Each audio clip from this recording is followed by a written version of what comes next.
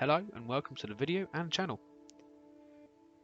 In this video we are going to look at the history of Santapod Raceway and how it came to be the last permanent and fully functioning drag strip in England. If you have any memories of Santapod, feel free to put them in the comments. The site the Santapod now lives on started life as a World War II airbase, RAF Poddington. Once the war was finished, the airfield was handed back to the RAF by the US Air Force and was left near empty, bar a few people protecting the site and a few million sandbags. In 1961, the Ministry of Defence sold the airfield off to a private company, as an MP opened a public inquiry into what the army was planning on doing with the millions of World War II sandbags. At some point in the early 60s, the company that bought the airfield started to remove the runway. They were approached during the demolition in roughly 1964 by some drag racing fans who wanted to use the runway to run cars up. Luckily, they got to them before all of the runway was removed. They proposed using the 3/4 of a mile main strip to run on.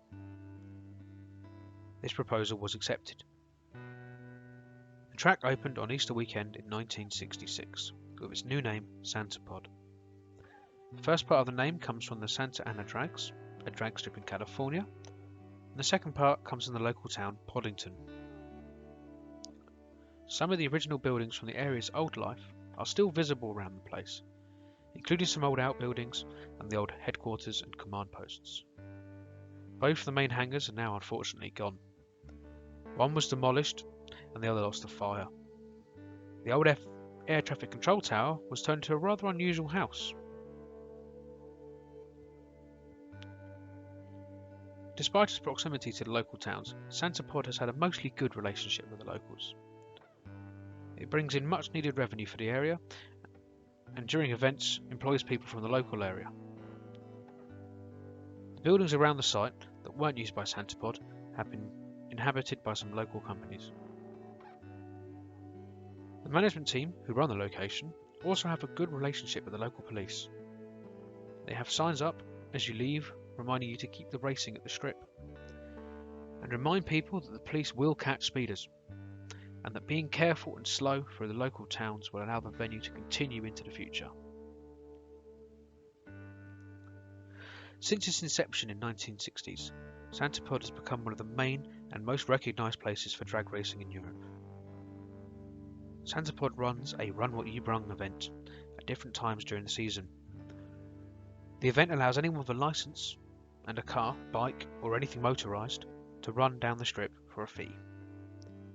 A notable run is the vehicle Fast Food, a dining table covered with a tablecloth, chairs, place settings, food and other stuff you'd expect to find on a table.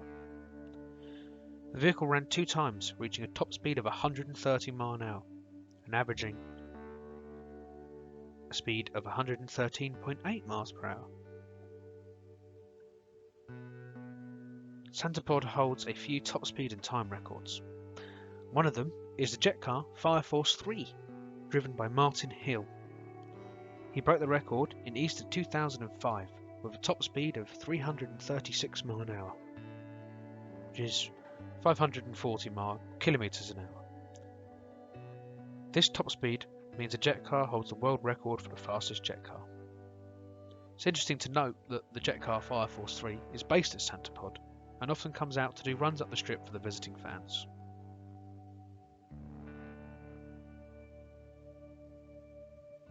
Another record that Santapod holds is the current world drag racing record, a time of 3.58 seconds at 386.26 miles per hour, which is 621.61 kilometers an hour. This was done by Sammy Miller in his Vanishing Point rocket-powered funny car in July 1984.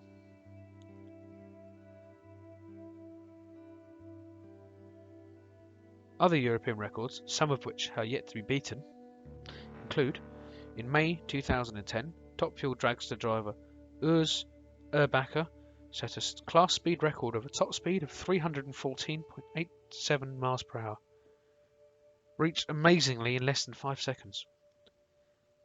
At the same event, Eric Thibault set a time of 5.23 seconds at 249 miles an hour on his hydrogen peroxide powered bike. He then went on to improve it by getting 5.19 seconds in the same event. In 2012, drag racer Andy Frost set the record of the world's fastest accelerating road legal car at Santa Pod. Santa Pod was considered the fastest asphalt strip in the world, as most sites, including those in the US, are concrete strips. In the off-season of 2017/18, the owners of the strip decided to change the surface of the strip to concrete as, in their own words, it moves around less than asphalt, giving more consistent times. Despite the usual British weather, Santa Pod is a popular event location and holds the first and last meetings of the FIA European Drag Racing Series. Pod has earned the deserved reputation of being Europe's premier drag racing venue, and people and teams travel from all over Europe and the rest of the world to take part in the events on the now famous strip. As well as holding drag racing events over the course of its history, Santa Pod also runs several other events during the year. One of the most regular events is Drift What You Brung. It is run on a similar format to the drag event, but uses a large space to the side of the strip. One area allows you to get to grips with sliding your car around.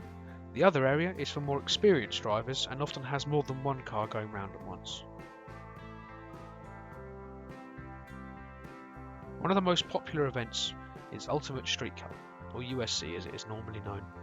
The event features live music, camping and drifting seats. It also of course features a Run What You Brung event. The event is usually held on the first weekend of August.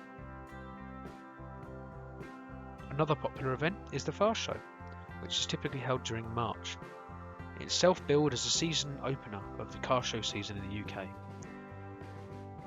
Despite the British weather being often less than helpful, it has proved to be a popular event.